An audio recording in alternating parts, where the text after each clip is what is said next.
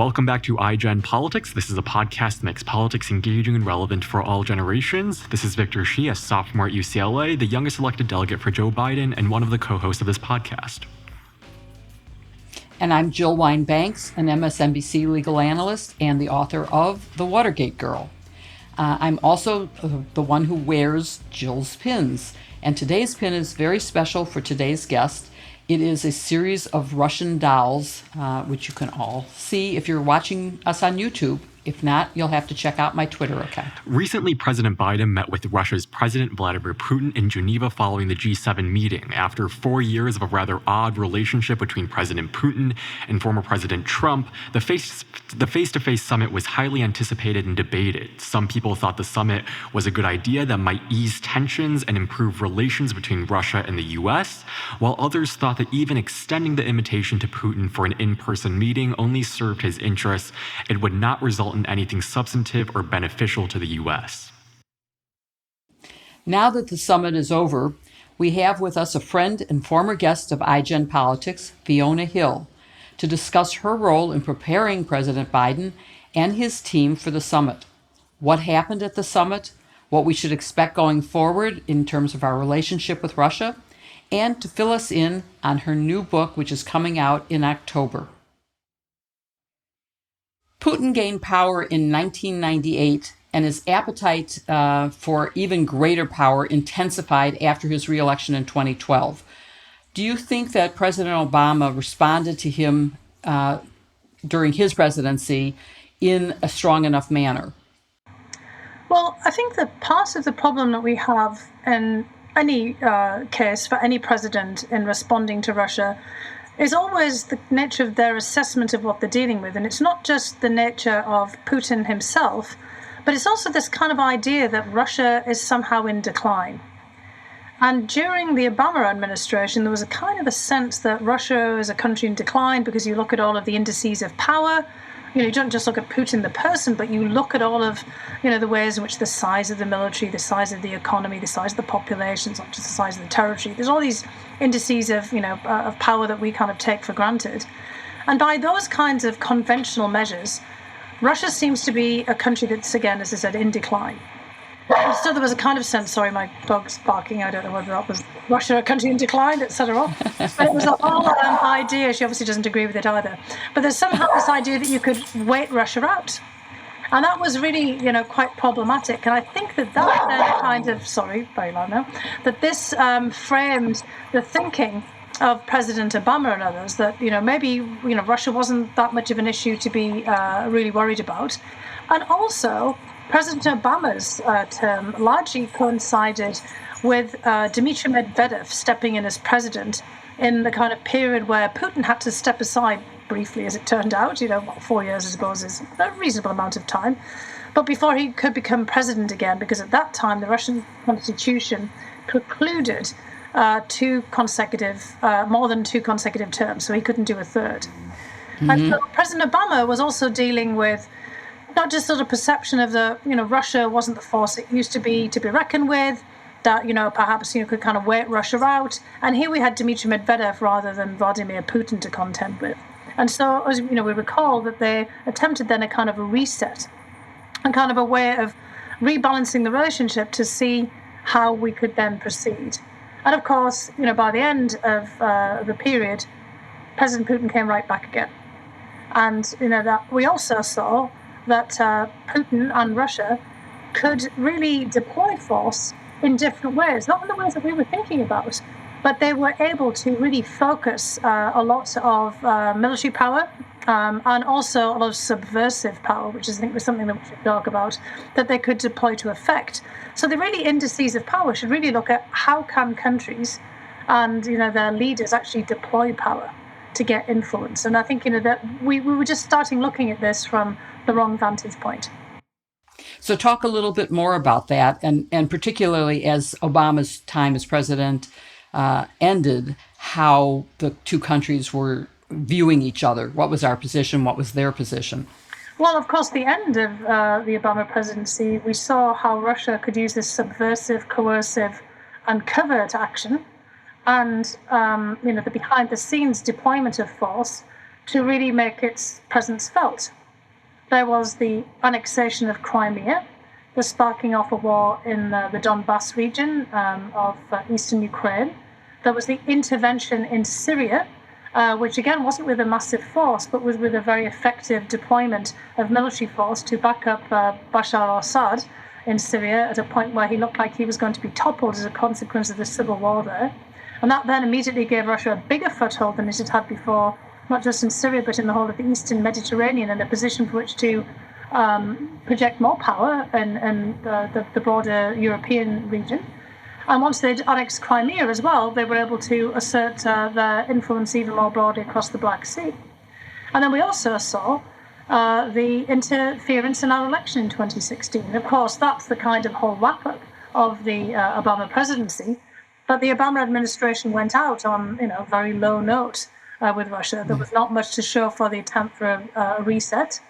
And there was Russia basically proving to the United States that they could not be counted out because we'd been counting on the wrong kinds of power. It didn't matter that their economy wasn't as robust as the US economy, or that they were more in comparison with a smaller country like an Italy or a Canada economically. But what mattered was how they could use the power that they had to exert their authority. Even if it was done in a ruthless, rather aggressive manner, and often with the aim of subversion or of gaining kind of footholds in places where we hadn't really kind of thought that they could, but they could do with it with a limited deployment of resources. And if we have time, I definitely want to come back to the troops massed on the border of Ukraine, and I want to come back to the takeover of Crimea and what's happening there. But let's stay on what you just said and have Victor ask you a little bit more about the change of presidency in 2017. Definitely. So when Trump became president in 2017, can you explain how our relationship with Russia changed? And I guess, did Putin feel like Trump was a legitimate partner to work with? Well, Putin certainly hoped that Trump would be a legitimate partner to work with. And Putin, being somebody who was trained in the KGB and the Russian security services, and also somebody who was trained to sort of target people and potentially turn them into assets. And that doesn't mean that they're actual real official assets, but just that someone who they can push or persuade or manipulate or blackmail or whatever kind of means necessary to do things that would favor their interests. Putin certainly saw there was potential there. And also, Putin has a very hierarchical view of the world. He wants to deal directly with leaders at the top. He doesn't want to deal with people or larger institutions. He wants to make the relationship with a particular country as narrow and as easy to manage as possible. He wants to, of course, be able to manipulate and make use of societal factors, but he doesn't want to be kind of involved in it in kind of a way of thinking of people to people. The only people to people he's interested in his people to another particular person. It's not, kind of a Russian and American society. And the way that the relationship changed, therefore, is because that was the way that President Trump thought about things too. He was somebody who ran his own personal business, his own private family business. Everything was an extension of himself, and he thought about the country in the same way. So what President Trump wanted to do is the same as President Putin, which is just the two of them sit down and thrash out some kind of deal on whatever issue it was that they were particularly emphasizing at that point. From Trump's point of view, he actually wanted to have a nuclear deal with Russia. It was a kind of a throwback to the 1980s and the earlier time of the Cold War. That was something he'd thought about a lot. Putin was also interested in having new nuclear deals with the United States, arms control deals, mostly so that would tie the hands of the United States and try to give Russia a free rein. So they were kind of coming at this from somewhat different angles. But Putin was delighted with all the mess in the US domestic politics as a result of the intervention in 2016, but also delighted that Trump was the kind of person who just wanted to have this one-on-one relationship. So the relationship went from being more institutionalized, more of a Russia to the US relationship, and just something that was all about Putin and Trump. And of course, that also backfired for Putin. Because of the nature of the 2016 election, all the suspicions about Trump, it actually made Putin's job harder than easier than he might have anticipated. That's interesting that you mentioned the business side of things, because that he ran on multiple times on the trail and as president of normalizing Russian relations. And I'm wondering if you think there's a right way to approach Russia, and whether he approached it in the right way of just one-on-one as opposed to, kind of you were saying, just like country to country instead. Well, you have to do that, but you have to be, very clear about what you're dealing with. And Putin also wants to do business, but it's his business is very much a kleptocratic clique of people around him, and business people are very close to the government. Unfortunately, I would say that that's kind of how Trump saw things too, because, he's very much a part, as again, of a family business.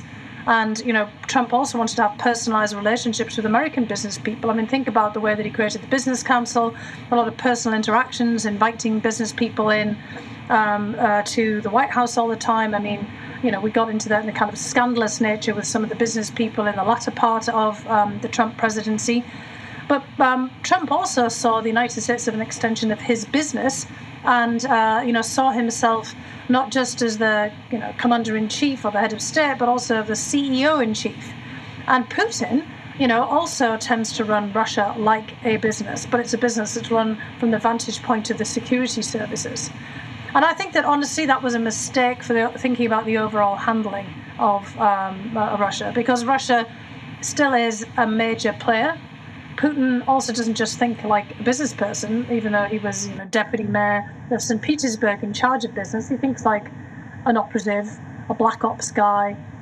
He's a planner, but he also does have a kind of a statesman-like idea about it. He's channeling Russian history, Russian interests, Russian particular positions. He does represent a larger set of views. There are others, in Russia who don't come from his background but would share the foreign policy stances that he takes. And Trump was much more singular in his positions, with, I would say, the exception perhaps of China and some other issues that we could, also all name. But, Trump really had his own personal perspective. He wasn't always representing the United States, unfortunately, when he was meeting with Putin. He was just more channeling his own views on things. And that's not what Putin does on a regular basis. So that brings us to follow up on that with the 2018 summit when Putin and Trump met in Helsinki. And the big issue then was whether Russia had interfered in the elections. And Trump basically took the position of, well, Putin says he didn't, so he didn't. And he did not represent American interests in the view of very many people.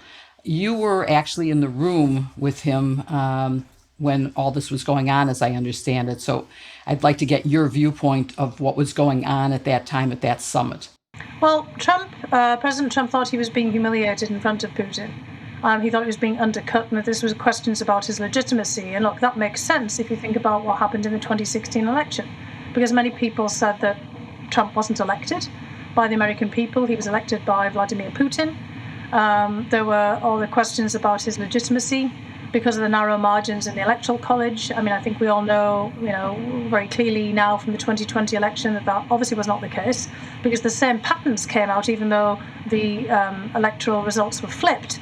And President Trump, in fact, got 11 million more votes than he did back in 2016, and that was not thanks to Vladimir Putin. So, I mean, there were really actually issues that were homegrown in the United States. There were people who were genuinely supporting President Trump, obviously, in the millions. They weren't necessarily swayed by, Russian intervention, although I think there's also a very strong case to make that Russia did sway some opinion. It's just that, how do you pass that out in, that in that particular context? But that notwithstanding, the fact of the Russian intervention, the fact, of course, that Russia liked to sort of take credit for this, the fact that they were clearly messing about to discredit the elections, delegitimize whoever was the eventual president as the end of the election, really cast a dark shadow on Trump, as it would have done on Clinton as well. Because there would have been questions also if she had been elected as president as to whether she was legitimate. What about all of this interference and what had really happened here if it was also by a narrow margin.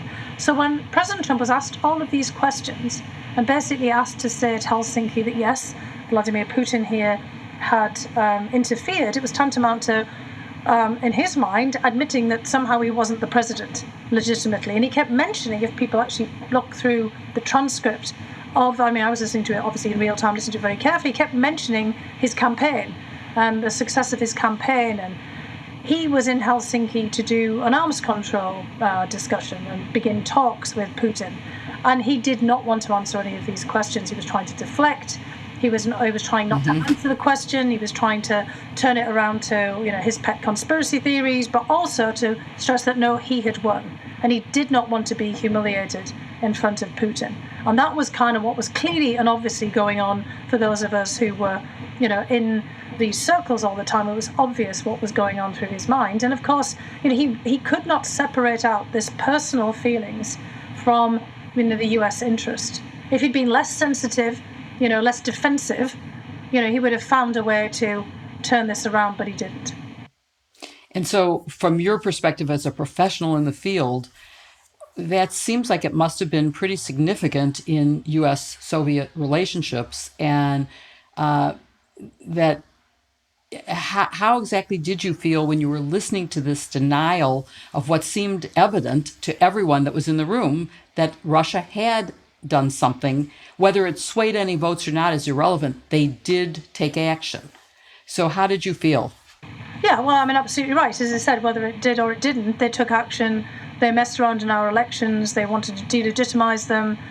They wanted to discredit the United States. And there they had. They'd succeeded. But, whatever Putin wanted out of the Helsinki summit went out the window as a result of that disastrous press conference. Because the meeting itself had actually been fairly straightforward. It wasn't all that different behind the scenes to what happened in the most recent meeting between Joe Biden and Vladimir Putin in Geneva. But the press conference was just an absolute disaster, because President Trump couldn't behave like the President of the United States. He behaved more like a very vulnerable, and it's exactly what Putin was trying to do. Can't actually have the President of the United States feel vulnerable, feel like they're on their back foot, and feel defensive, feel illegitimate. And he relished that in that moment. So unfortunately, Putin got exactly what he wanted. Everything played directly into his hands in that regard. It was the ultimate humiliation internationally. But at the same time, it actually prevented Putin from pushing forward some Russian interests. And in the aftermath, of course, were even more sanctions applied against Russia. And it threw off all of the, the very small foreign policy gains, which actually have been picked up again in Geneva in the meeting between Biden and Putin. Talks about strategic stability and nuclear weapons, meetings between different levels of the US and the Russian government, talking about cyber intrusions on, maybe potentially cyber rules of the road, although that wasn't emphasized quite so much in Helsinki for all the obvious reasons of, knowing that the Russians were just in the business of hacking, rather than at that point wanting to talk about things in a more serious fashion. But, there had been just some, small movement forward, and that just went, not 2 steps back, but maybe 30 steps back at that point. That's the perfect segue to go into what happened just a few weeks ago in Geneva. And I understand that you helped prepare President Biden for the summit. And I'm wondering, because before the summit, there was a lot of criticism, or I guess skepticism for what might happen. And people told Biden not to meet with Putin. I'm wondering, when you first heard that Biden would be meeting with Putin, did you think that was the right decision? And kind of talk about your role in helping prepare President Biden for that moment. Well, look, I would just say, up front, that I wasn't very clear on the timing of the announcement, because this was at that period when, indeed, as you flagged at the very beginning there, Jill, there was the amassing of troops on the borders with Ukraine, and from occupied Crimea to the border with Ukraine right. hadn't been occupied by Russia. You also have to be very careful about how you term that. And then over in the Donbass region of the east. And the timing, maybe the timing might have been, significant for making the Russians calculate about pulling back. Maybe not at all, because they've made their point. But the timing, of course, raised, I think, a lot of questions for people. But Biden, as Vice President Biden, has met with Putin before. So this is not his first time meeting with Putin. And in fact, he met with him 10 years previously in 2011, where he had groups of people, come and talk to him about that. I just want to be very clear that President Biden, like many of US presidents, this is where President Trump was an absolute exception, is no neophyte in foreign policy. He's been, 50 odd years in government, and, previous, US presidents were pretty steeped in foreign policy as well. And, he does everything that he needs to do to prepare. It was President Trump who unfortunately didn't really want to talk to anyone at all, even in his team or outside his team, apart from just sort of picking up, random pieces of information in preparation for meeting with Vladimir Putin. So, President Biden as vice president, as senator, as previous positions that he's had. He was always somebody who went out to the Munich Security Conference in Germany, for example, on a regular basis. This is someone who knows foreign policy, knows Europe and knows Russia, and knew the Soviet Union previously. So in terms of his preparation, he talked to lots of people, as you'd expect he would, just mostly to bounce ideas off. So I think this is, someone who themselves has a pretty good grasp of, what he was dealing with. So now that the meeting is over, how well do you think President Biden's performance lived up to your expectations, at least? And I guess, do you think more good came out of this than harm? Well, I don't think there was particularly any harm, but we'll have to see further what happens with additional meetings, because an episodic meeting doesn't do anything. And a lot of people have said this was a great gift to Vladimir Putin. Well, good luck on living off one meeting, for months on end. And I think that, what we have to see is, are there follow-on meetings? What happens at those meetings? Do we make any progress on strategic stability or on, arms control, maybe new treaties, follow on to the New START Accord, which has been extended but hasn't been renegotiated? Do we have a follow-on to the Intermediate Nuclear Forces Treaty, INF, that the United States pulled out of, basically in the summer of 2019?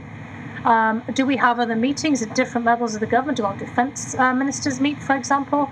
Do we have more meetings between our Secretary of State, Tony Blinken, and Sergei Lavrov, the Russian Foreign Minister? The National Security Councils have already met. Jake Sullivan met with his counterpart, Nikolai Patrushev. And what comes out of those meetings? Is there something real? Because meetings are no good on their own unless actually you have something concrete that you can actually point to. And so, this was basically a kind of a level setting, as it were, a kind of taking the measure of each other and trying to see if you could take something forward. So in that sense, it was a reasonably good meeting. There wasn't any expectation of deliverable. It was overblown as a summit, and it got hyped up in the press precisely because it was being compared with what happened at Helsinki.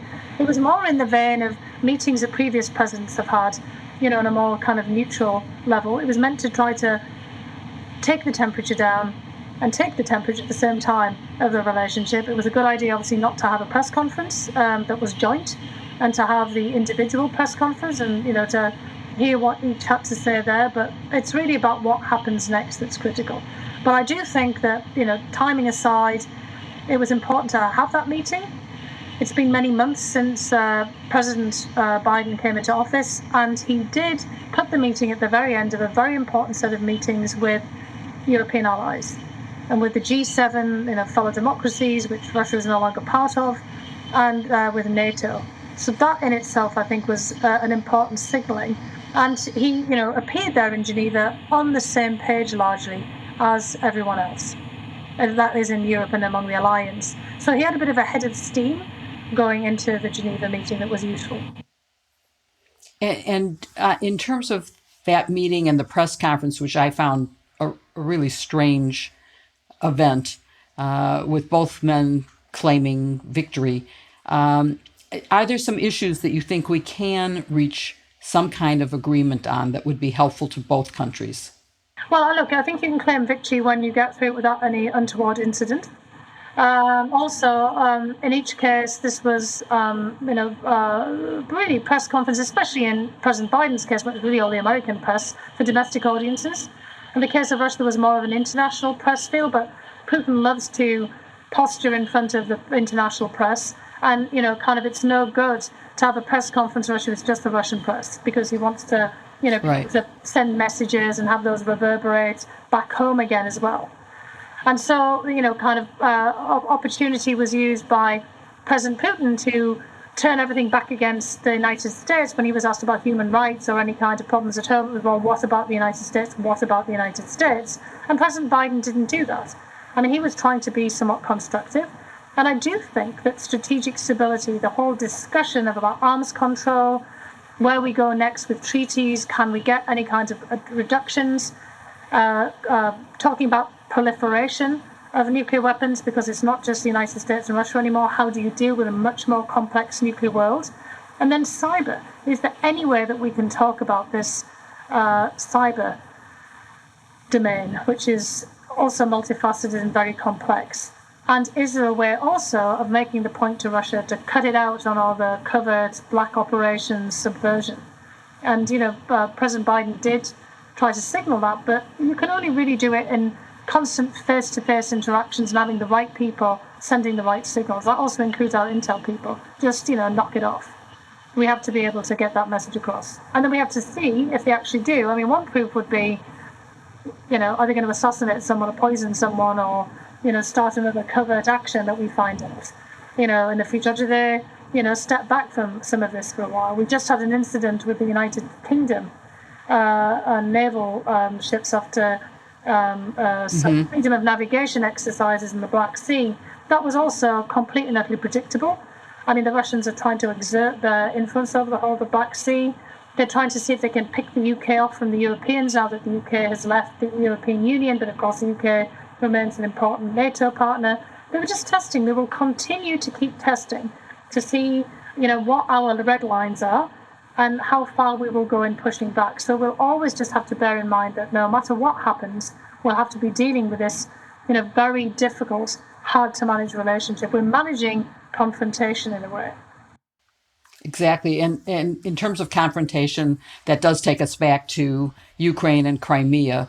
And what advice would you have for President Biden? And I guess I would have to throw into that, if Putin continues to lock up his opponents and poison them and hurt our cyber capabilities, what's your advice to President Biden? Well, we have to keep finding ways of pushing back and making it very clear about what our red lines are and be able to enforce them. And so that might have to be in creative ways, but we have to, obviously has to be in ways that are not public, because, if we tell them what we're going to do, we won't be able to do it because they'll preempt us. And in terms of Crimea, I mean, we can't accept, we shouldn't accept that Crimea has gone forever, that Russia is annexed it, so we can't recognize that in any way. And we have to really kind of focus on helping Ukraine, along with all of our European allies and partners, to regain as much of its sovereignty that it absolutely can, and to keep on supporting Ukraine's independence and freedom of maneuver, the freedom of navigation in the Black Sea, and including around Crimea, and making it very clear that we don't accept it. We also have to acknowledge, of course, that Russia and Putin are not going to step back from that. Well, I hope you continue to advise the president on these issues. And Victor, why don't you ask one last question before we run out of time? Yeah, sure. Listening to this has been so fascinating. And when I was watching that summit, one thing that I was texting with my good friend is, that was like the first moment that I think people my age or younger saw a president of the United States actually kind of live up to his promise of finding progress with Russia. So I guess in that respect, it was a pretty powerful moment. But one last question, I know last time that we talked to you, we were going to ask you about your book, but we couldn't get to it. So are you able to give our audience a little sneak peek about your book and what that whole premise is about? Because I know Jill and I, we are so excited for that.